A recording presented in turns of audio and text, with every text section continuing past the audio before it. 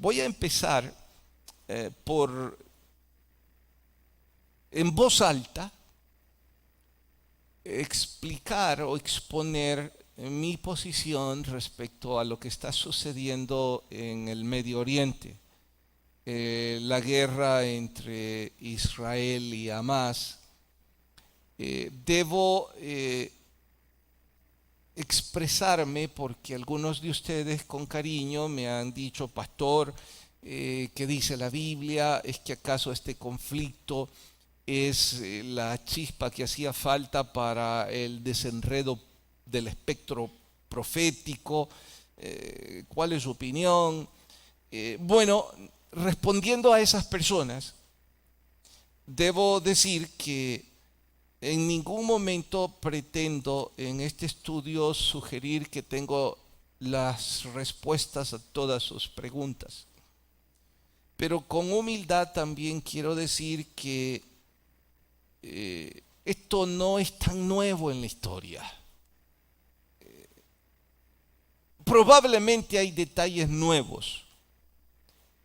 Probablemente haya alguna chispa que desenrede el espectro profético, pero no más grande que lo que sucedió en 1948. Como sea, la primera cosa que debo decir es mis condolencias y mis oraciones por las familias de todos aquellos que inocentemente están muriendo en esta guerra.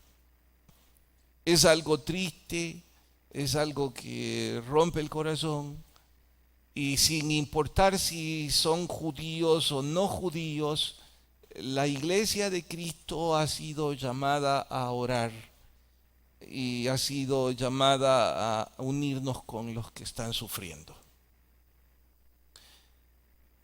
¿Debemos como iglesia tomar algún partido? Bueno, la única posición bíblica que como iglesia de Cristo estamos llamados a tomar está en la Biblia. Para que usted no vaya a decir: esta es la postura del pastor.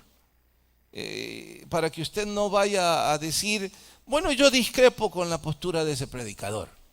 Yo voy a mostrarle la única posición bíblica que como iglesia deberíamos tomar. Busquen Salmo 122. Libro de los Salmos, capítulo 122, y creo que deben todos abrir su Biblia ahí, porque es importante que lo marquen. Quizá y solo quizá es una oportunidad para usted compartir su fe mañana o esta noche con algún amigo o familiar. Salmo capítulo 122. ¿Listos? Bien, vamos a ir al versículo 6. No, desde el 1, leámoslo todo. Cántico gradual de David. Yo me alegré, dice David, con los que me decían: a la casa de Jehová iremos. Paren. Cuando digo la única postura bíblica, me refiero a que usted y yo como Iglesia de Cristo, nuestro documento fuente, nuestra regla de fe es la Biblia. Así es que lo que la Biblia nos manda, eso es lo que sumisamente y humildemente nosotros queremos abrazar. Y la Biblia empieza diciéndonos que es una alegría unirnos a los que quieren estar en la casa de Dios. Verso 2. Nuestros pies estuvieron dentro de tus puertas, oh Jerusalén. Jerusalén se ha edificado como una ciudad que está bien unida entre sí. Y allá subieron las tribus de Jehová, conforme al testimonio dado a Israel, para alabar el nombre de Jehová. Aquí va el punto. Allá están las sillas del juicio, los tronos de la casa de David. Verso 6. Pedid por la paz de Jerusalén, sean prosperados los que te aman. Pare, aquí se acabó ya. ¿Cuál es la única posición que la Iglesia de Cristo puede tomar? El verso 6. ¿Cuál? Pedid por la paz de Jerusalén, sean prosperados los que te aman. Sé que algunos dirán, oiga, pero lo que está diciendo suena un poco discriminativo, racista y los demás no nos importan. No, es que recuerde que la paz de Jerusalén implica la paz de este planeta. Sigo leyendo. Sea la paz dentro de tus muros y el descanso dentro de tus palacios. Por amor de mis hermanos y mis compañeros diré yo, ¿qué cosa? La paz sea contigo. Por amor a la casa de Jehová nuestro Dios, buscaré tu bien. Bueno, punto y final. La Iglesia de Cristo no tiene ninguna otra postura que tomar que no sea pedir por la paz de Jerusalén por amor a la casa de Dios. Y se acabó. Dirán algunos, ¿cómo se le ocurre decir que se acabó si es un conflicto tan complejo, tan histórico? Oiga, la base es esta. La base es unirnos a los que sufren en oración y por sobre todas las cosas pedir por la paz de Jerusalén y, dice más claramente, prosperados serán los que aman al pueblo de Israel. Bueno, dicho esto, podría yo decir, sigamos con el tema que ahora nos compete. Sin embargo, creo que es atinado extenderme un poco para que quizá entendamos un poco más, no el conflicto, sino más bien lo que nosotros deberíamos aprender como lección. Al respecto de ello, voy a referirme a la historia. ¿Dónde arrancó esto? Bueno, algunos dicen que arrancó en el problema de un amante. Algunos insisten que si Abraham hubiera tenido el coraje para no acostarse con la mucama, esto jamás se habría suscitado. En cierta forma, razón tienen, porque sabemos que desde ese acto de adulterio se desencadenó un odio entre ismaelitas y judíos.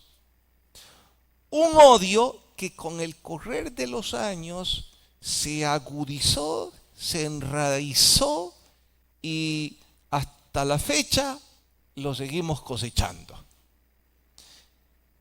Los conflictos en la Franja de Gaza no son nuevos, en lo absoluto.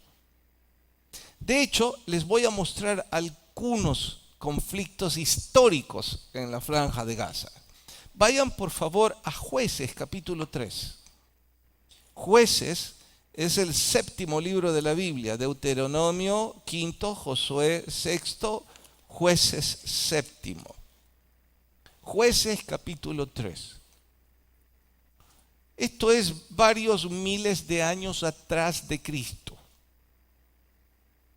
Jueces capítulo 3. ¿Lo encontraron? Bien, antes de que lo leamos, vayamos en nuestra mente a el pasaje histórico. ¿Qué estaba sucediendo? Josué, el general, sucesor de Moisés, comanda, quítame eso, hijo, porfa, comanda la conquista de la tierra prometida. Conquistan Canaán, que es lo que Dios les ordenó, pero ahí no hicieron las cosas como debían. Hicieron las cosas como les daba la gana. Atentos. Dios les dijo, saquen a todos los nativos. Saquen de Canaán a todas esas naciones y tribus. Esta es la tierra prometida. Pero ellos hacían las cosas como les daba la gana. Empezaron con los gabaonitas, diciendo, no, mire, quedémonos con el botín de guerra, volvamos nuestros esclavos, que nos sirvan el agua, valgámonos de esta coyuntura, y no lo sacaron. Y así, otros más, insisto, haciendo lo que les daba la gana, no lo que Dios les decía que hicieran. Y valga la aplicación, exactamente igual que con algunos de nosotros hoy día. Dios nos dice cómo hacer las cosas claramente, pero nosotros las hacemos como nosotros decimos. ¿Hasta dónde? Bueno, sigamos. Capítulo 3, libro de Jueces. Estas pues son las naciones que dejó Jehová para probar con ellas a Israel. A propósito, Dios las dejó entonces, para que aquellos que no habían conocido las guerras de Canaán, las nuevas generaciones, para que el linaje de los hijos de Israel conociera, para que le enseñasen a los que antes no habían conocido. ¿Qué naciones dejó? Verso 3. Los 5 príncipes de los filisteos, los cananeos, los sidonios, los heveos, etcétera, etcétera. Verso 4. Y fueron para probar con ellos a Israel, para saber si obedecerían los mandamientos de Jehová que él había dejado a sus padres por mano de Moisés. Bueno, voy a mostrarles un mapa en donde están la tierra de los filisteos, hace varios miles de años antes de Cristo. No necesitaría mucho mostrárselos, diría yo, porque aquellos de ustedes que tienen años en el Evangelio y fueron a capilla infantil deben conocer esta canción de memoria. Y boom, y boom, y boom, ¿qué pasa? Sansón los derrotó. ¿A quiénes? A los filisteos. Entonces, desde Sansón, desde la época de los jueces, los filisteos habitaban Canaán y recibieron los judíos la orden explícita: sáquelos. Ellos dijeron, no podemos con estos, que nos sirvan. Además, sus mujeres están lindas, como lo dijo Sansón. Y entonces Dios dice, bueno, si van a hacer las cosas como les viene en gana, que les queden y que les sirvan de prueba. Ahora, más tarde, no lo hagan en este punto, por favor sigan la instrucción. Si lo hacen en este punto no van a entender ni mi explicación ni lo que más tarde van a buscar. Así es que solo más tarde buscan en Google un mapa y le preguntan: mapa de los filisteos en el Antiguo Testamento, y les va a aparecer algo como esto. Les van a aparecer decenas, pero todos son parecidos a estos. Ahora, les voy a recomendar, cuando están buscando en el Medio Oriente en un mapa a Israel, de inmediato ubiquen el mar Mediterráneo. Cuando ustedes tienen el mar Mediterráneo, tienen las costas de Israel, porque el mar Mediterráneo costea precisamente a Israel y es fácil ubicarlo. Aquí está. Este es un mapa no de Israel. Este es un mapa de los filisteos en la época del Antiguo Testamento, varios miles de años antes de Cristo. Luego, entonces el mapa les va a direccionar hacia la tierra de los filisteos. Los que están a este lado, búsquenla en este círculo en rojo. Esta es la tierra de los príncipes de los filisteos. Sorpréndanse, ¿qué ciudad está aquí? ¿Logran leerla? Gaza. Desde hace 3.000 o 4.000 años antes de Cristo, la tierra de los filisteos era prácticamente lo que hoy ocupa, no exactamente igual, dije prácticamente lo que hoy ocupa la franja de Gaza. Los judíos están en pleito con estos desde el comienzo de la historia. Y desde el comienzo de la historia se están matando. Esto no hubiera pasado si los judíos hubieran obedecido y los hubieran sacado, como sacaron a todos estos. Pero a ellos no los quisieron sacar. Bueno, y Dios dice, pero no les voy a dejar solo a estos. Como ustedes insisten en hacer alianzas con todos estos, bueno, que les queden también.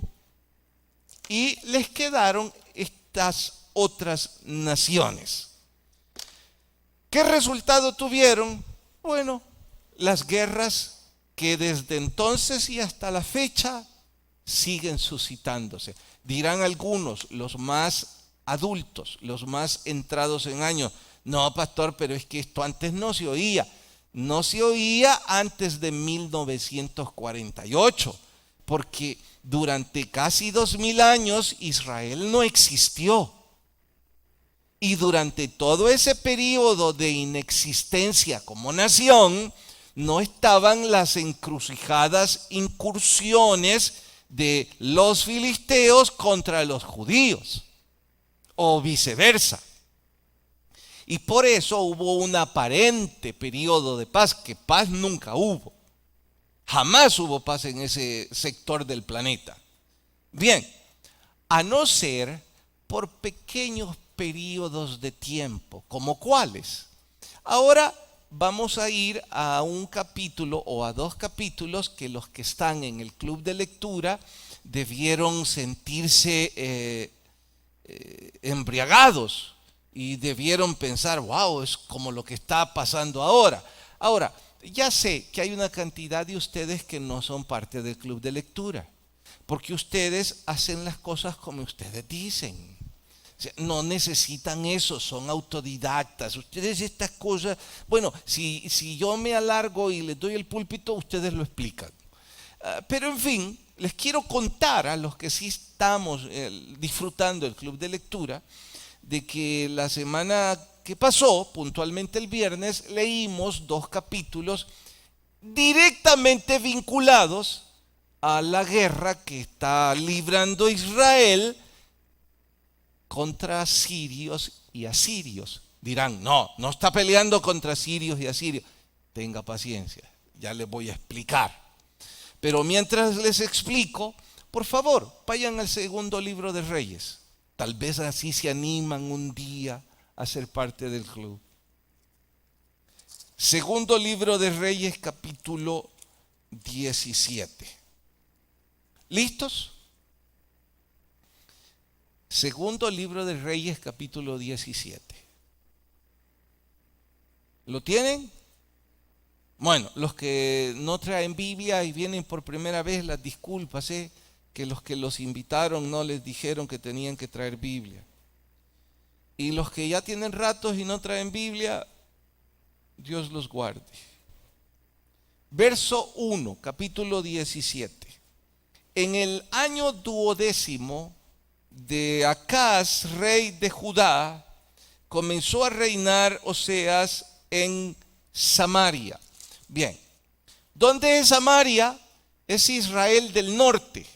La capital del reino del norte se llamó Samaria, territorio judío. Y la capital del reino del sur de Israel se llamó Judá, territorio judío. Bien, verso 2. E hizo lo malo ante los ojos de Jehová, aunque no como los reyes que habían sido antes de él. Subió contra Salmanasar, rey de los asirios. Atentos. Cambiamos, atiéndanme, no sigan leyendo, no van a entender. Cambiamos el escenario y salimos de la teocracia a la monarquía. ¿Cuál es la diferencia? En la teocracia están gobernando jueces, Sansón y otros como Sansón. Aquí en Reyes están gobernando los monarcas, los sucesores del rey David.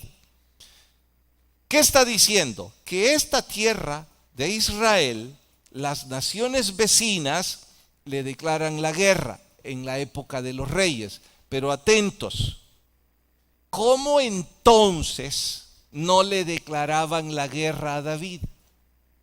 Si esas naciones ya estaban ahí.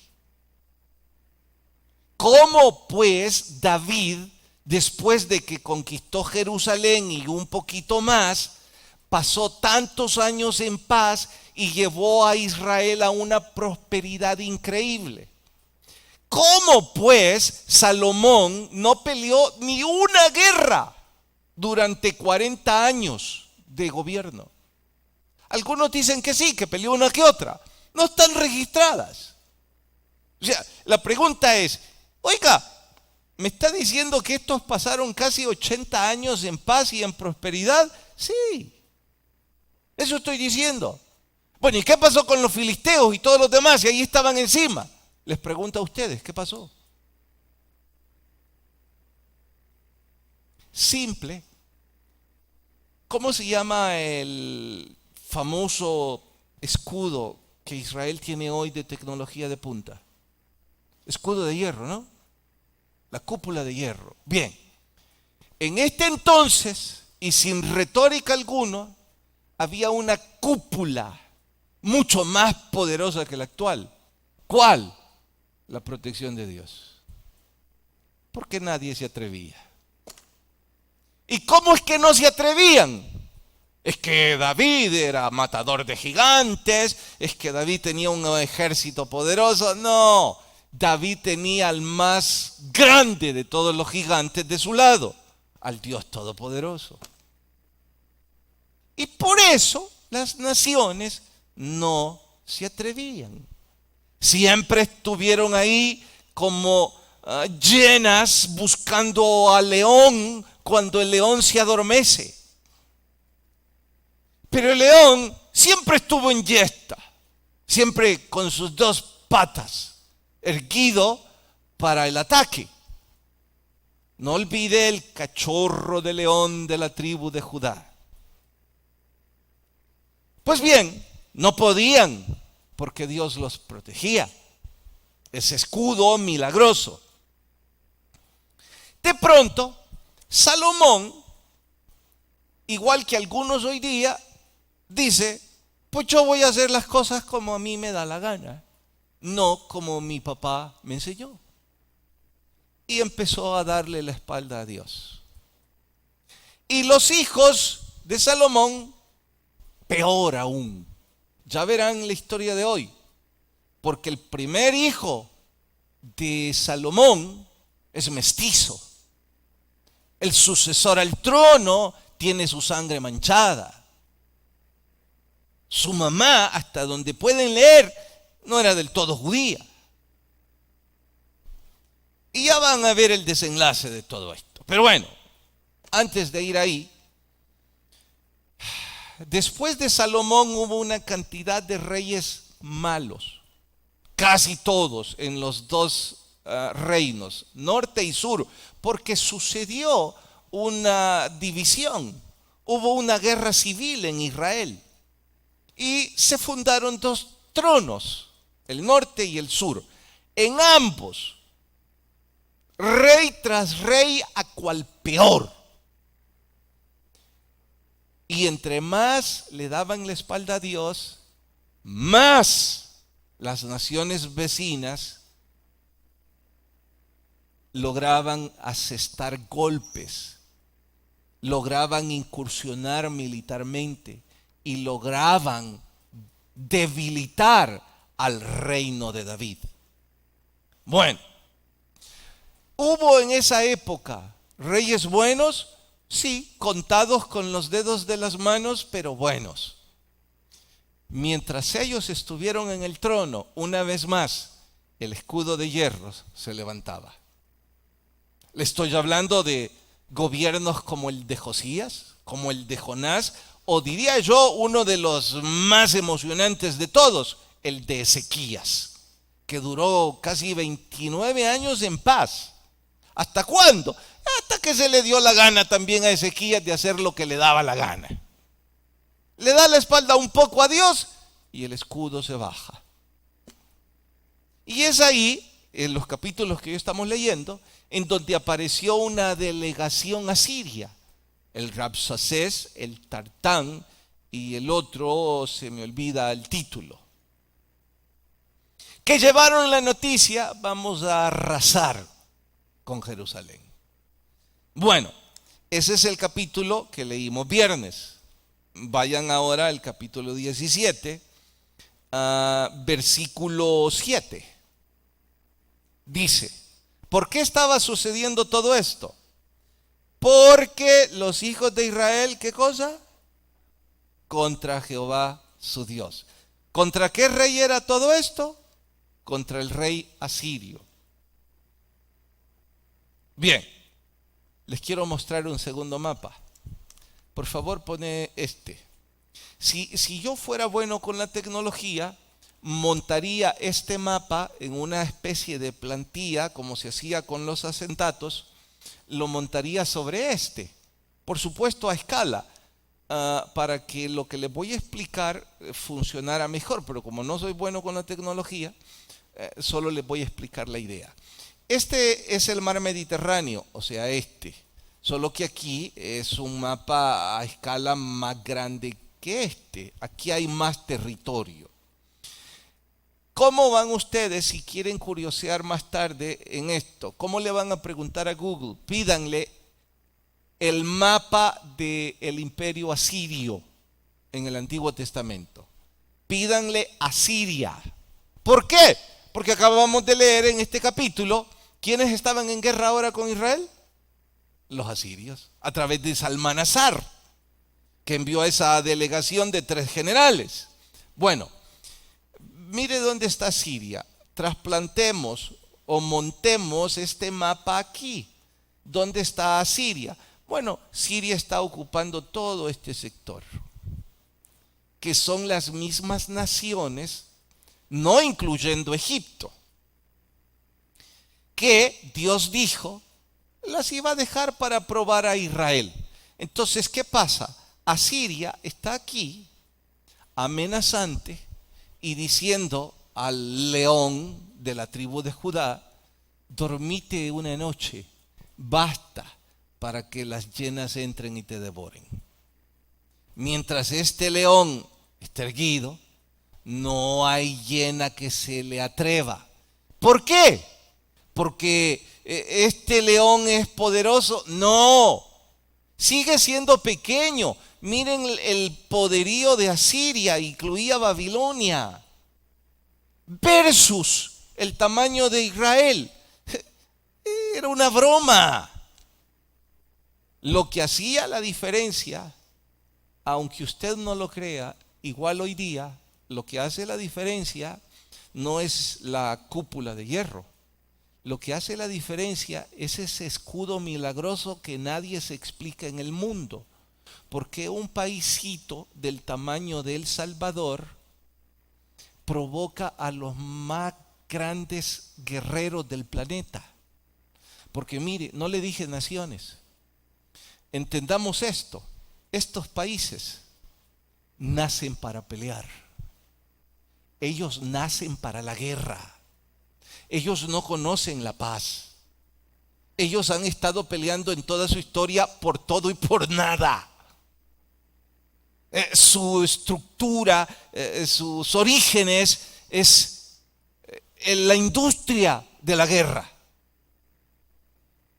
Y si además de ser tan ricos, tan numerosos, tan poderosos, no pueden tocar a este paisito del tamaño de Israel, ¿por qué?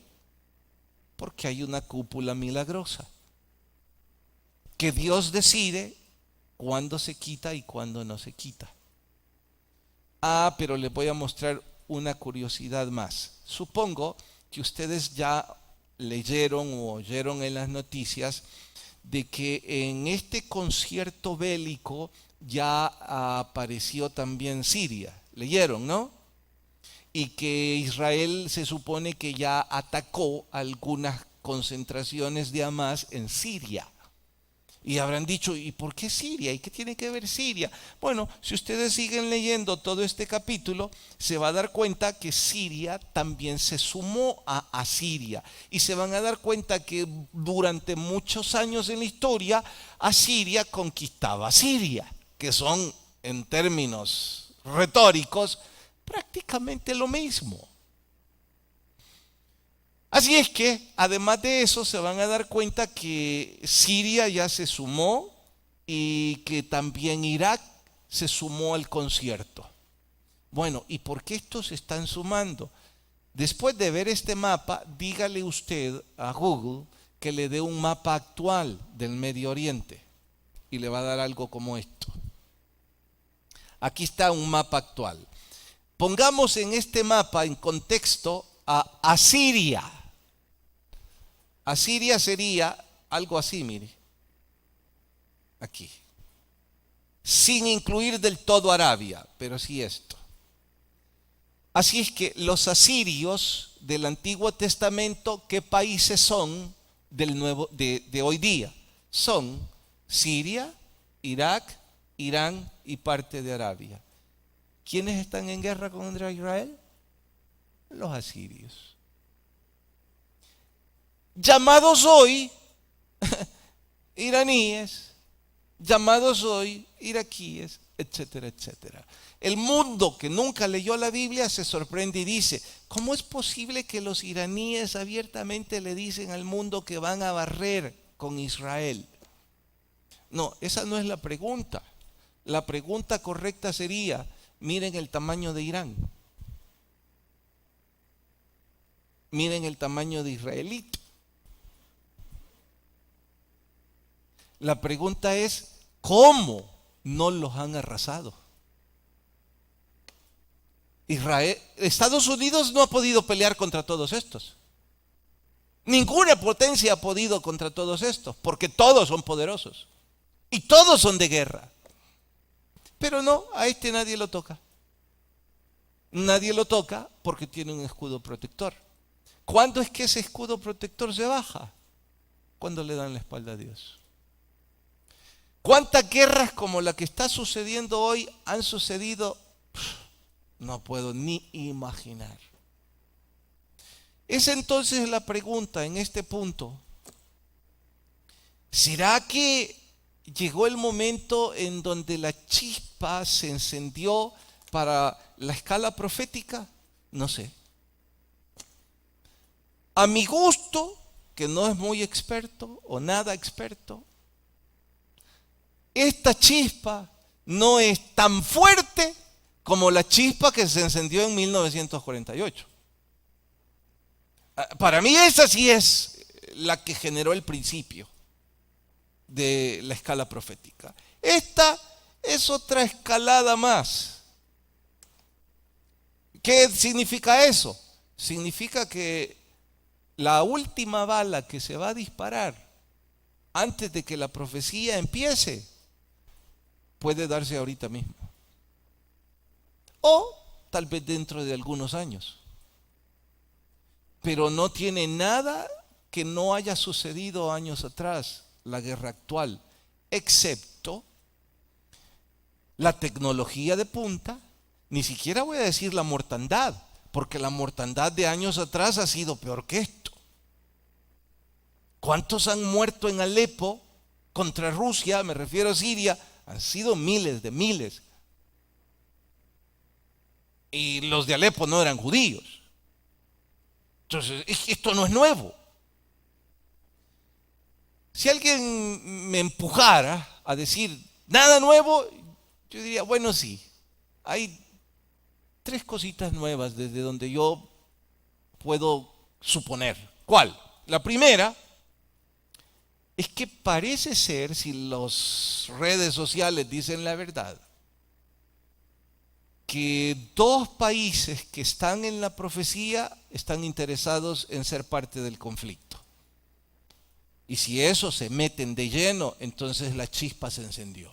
¿Cuáles? Rusia y China. Usted dirá, pastor, ¿aparece Rusia tal cual en la Biblia? No, aparece Gog y Magog, dos naciones. Y todos los cartógrafos, los historiadores, todo el mundo de los que dicen saber, coinciden en que esas dos ciudades están en Rusia. Entonces, si Rusia es parte del conflicto, todo empezó. Los chinos, ¿por qué? Por su poderío militar y por su ateísmo, por su odio al Evangelio de Cristo, que sería la plataforma perfecta para el anticristo. Sin embargo, hay cosas que del todo no coinciden porque Rusia se supone que el déspota y genocida Putin, él dice que es cristiano. El otro día en Sudamérica apareció otro loco que también dijo que era cristiano y que Jesús era palestino, dijo. Entonces, pero al menos no niegan a Dios. China sí. Entonces eso no deja a uno de, ¿estos dónde están? Ahora hay otra cosa que también parece ser nueva. Los Estados Unidos. Que desde donde yo lo veo, los Estados Unidos es algo así como la variable que frena el momento profético. ¿Por qué frena? Es que los Estados Unidos, no estoy hablando de su poderío militar, no estoy hablando del circo que se creó con que el Air Force One entró con un montón de jets a Israel y como que fuera un ovni protegiéndolo. Ridiculez, pensé yo. No, eso no es lo que detiene todo esto. Lo que detiene todo esto es que los Estados Unidos es el exportador hoy por hoy más grande de misioneros al mundo entero. Ellos están exportando evangelio a cada rincón de este planeta. Y ese país está en supuesta alianza con Israel. Entonces, todo eso es como que fuera una especie de cortina de humo y uno dice, ¿cómo se va a desencadenar todo esto? Podría acabarse mañana mismo o hoy. ¿Por qué? Porque el dato que yo le acabo de dar en las últimas 2 décadas ha decrecido. De hecho, hay uno de mis referentes que dice que los Estados Unidos ya no es el más grande exportador de misioneros. Él dice que es Corea del Sur. No sé si es cierto. Me sorprendió cuando lo leí. Lo que sí es cierto es que los Estados Unidos está en una decadencia y en una inmoralidad en donde muy pronto se va a acercar a los días de Noé, de homosexualismo y de depravación extrema. Tan prueba de lo que estoy diciendo es que todos sabemos que en los Estados Unidos se están cerrando iglesias evangélicas casi todos los días. Iglesias enormes, hablo de edificios enormes que alguna vez estuvieron llenos de un pueblo que buscaba a Dios de corazón. Eso se está acabando. Y cuando eso termine, también se va a acabar su poderío. Y también se va a acabar su supuesta alianza. Y el gobierno actual es candidato a eso, por la manera en cómo aprueban el homosexualismo, el aborto y otra cantidad de cosas más contrarias a la Biblia. Dijo un famoso predicador, y hablo de estas cosas con libertad porque no va a parecer política, no es mi país. Dijo el otro día uno de los predicadores de los Estados Unidos, bueno, dijo, este país es extraño. La Iglesia de Cristo está votando a favor de los que apoyan el aborto y el homosexualismo. O sea que la Iglesia de Cristo vota a favor a pesar de la Biblia. Vaya iglesia la que nos representa, dijo. Y si usted le pregunta en ese país quiénes de la iglesia evangélica, del por qué la iglesia evangélica vota a favor de un gobierno que apoya el aborto y el homosexualismo, ¿sabe lo que le van a responder? Le van a responder que votan a favor de ellos por las supuestas políticas a favor de los inmigrantes. Entonces el punto es este: mire, media vez me deje vivir aquí, hay que haga lo que quiera. Cada quien haciendo lo que quiere. Esos son los pequeños detalles que van uno de estos días a explotar o a encender la chispa hacia la escala profética. ¿Qué debería hacer la iglesia de Cristo hoy por hoy? Lo mismo que debimos haber estado haciendo siempre: orar por la paz en Jerusalén y obedecer a nuestro Señor. ¿Cómo va a manejar Dios todo esto? No tenemos mucha idea, excepto la que ya les he mostrado en contexto histórico. Pero el capítulo que nos corresponde estudiar hoy, increíblemente vinculado a todo lo que he dicho. No vayan, pero les digo, está en el capítulo 3 del primer libro de Reyes. Les voy a contar lo que pasó, como ejemplo de que cada quien haciendo lo que le da la gana. David lleva a Israel a la época de oro. Ya les he dicho antes que algunos sugieren que fue Salomón. No pudo ser Salomón. Salomón rompió la época de oro. Fue David. Bien, David lleva a Israel a un top, a una cima inimaginable. Los pueblos le temen, la gloria de Dios está en el templo, todo el mundo habla sobre el Dios de Israel. ¿Quién es el más grande patrocinador, filántropo y subsidiador del ministerio en la iglesia, en el templo? El rey David. Bien, llega su muerte y le dice a su hijo: construí la casa de Dios para coronar la época de oro. Pero su hijo cree que es más grande que su papá y que él puede hacer las cosas mejor que su papá, porque su papá es medio cuadrado, anticuado y un poco romántico. Entonces, desde el comienzo de su gobierno, comete el peor de todos sus errores. Ustedes dirán, ¿cuál? Se los voy a narrar. Está en el capítulo 3, que hoy nos compete estudiar en primer libro de Reyes. Se casó con la hija del faraón. Miren en el mapa dónde está la hija del faraón. Ya habrán oído que se supone que hay túneles que van desde la Franja de Gaza hasta ¿dónde? Hasta Egipto, porque están huyendo por Egipto. ¿Por qué? Porque Egipto colinda, está al sur, está aquí. ¿Y por qué están huyendo a Egipto? Por Dios, ¿quién no sabe que Egipto odia a los judíos desde la época de Moisés? ¿Quién no sabe que los judíos fueron esclavos de Egipto? ¿Quién no sabe que el faraón quiso destruirlos? ¿Quién no sabe que los egipcios en la historia piensan, ¿y cómo fue que nos los quitamos, pues, si estos eran nuestros? ¿Saben quién parece ser el único que no sabía todo eso? Salomón. Me tengo que decir, mira, tan inteligente con lo que salís. ¿Por qué?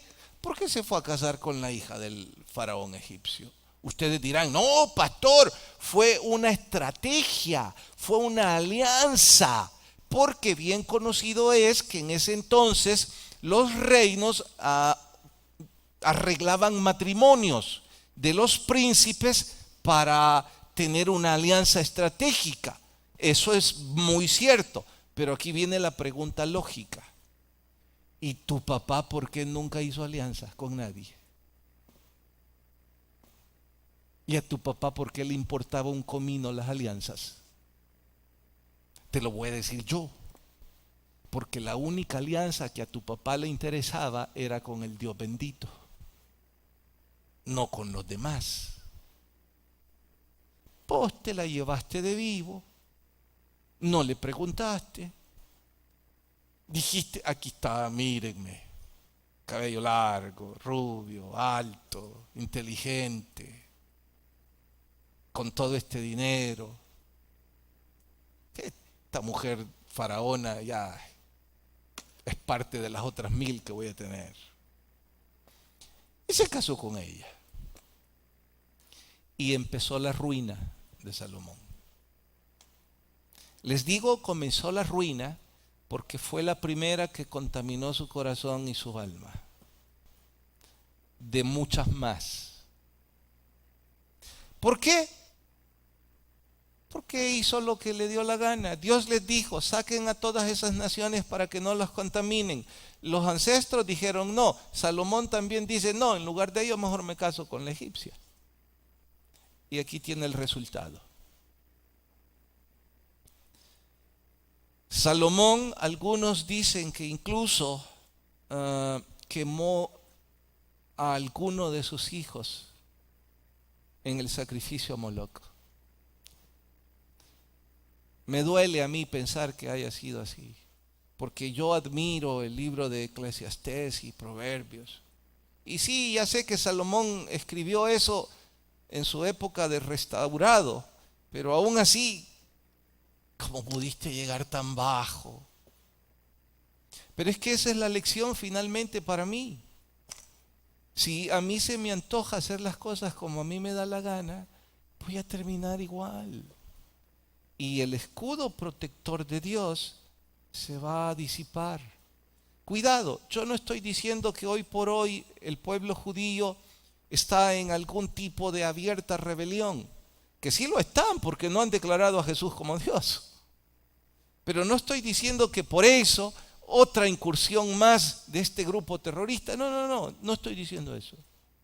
Solo estoy diciendo que en la historia, cada vez que le dieron la espalda a Dios, el escudo se bajó y los sirios, los asirios y todos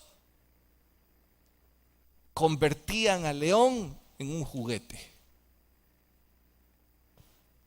Y de la misma forma estoy diciendo a la iglesia de hoy día que cada vez que usted y yo queremos hacer las cosas como nos da la gana, no debería sorprendernos que nos vaya de mal en peor. Y yo les digo con cariño, ¿por qué cree que usted puede andar de novio o de novia de un chico que no ama a Dios, una chica que no ama a Dios y que le va a ir bien? O sea, usted sabe más que Dios, pues. Pero ya sé que lo que estoy diciendo les repugna. Ya sé que van a decir, no voy la otra semana, me voy a ir a otra iglesia. Están como estos. ¿Sabe? En esa historia, en el capítulo 17, los que son parte del club de lectura, no leí el pasaje en donde dice que el rey asirio trajo a un montón de gente de esas naciones, no todas, a pocas, y las llevó a vivir a Samaria, a Israel. Los trajo a colonizar, por eso los asentamientos palestinos en Judea. Los trajo a vivir ahí. Y cuando llegaron, sabe que había bandas de leones que los devoraban, no podían vivir ahí. Le llegaron la noticia al rey asirio y le dijeron, fíjate que ahí los leones nos comen a todos. Un profeta del demonio brillante le dijo al rey asirio, eso es porque no saben cómo adorar al Dios de ese territorio. Mándales unos cuantos levitas que les enseñen cómo adorar al Dios de ese territorio y los leones se van a ir. Y les mandaron unos mercenarios judíos. Y mire lo que estos locos hacían. Digo locos porque no puedo decir algo más grosero. Les enseñaban a adorar a Dios conforme a la liturgia de Moisés, pero también les dejaban adorar a Astarot y que los leones se fueran.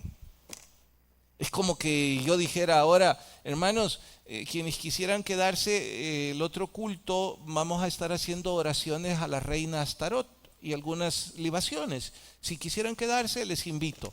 Les aseguro que se queda la mayoría y otro poco. Ustedes dirán, ¿y por qué, pastor? Porque el culto al Astarot implicaba todo tipo de depravación y de inmoralidad.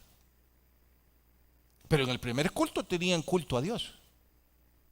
Ustedes dirán, de veras estaban locos, ¿verdad, pastor? Sí, igual que algunos ahorita. Que venimos a la iglesia, pero no queremos rendir nuestro corazón al Señor Jesucristo. Que venimos a cantar y a levantar las manos, pero en lo más básico no queremos obedecer. Y nos inventamos todo tipo de locuras antes que obedecer.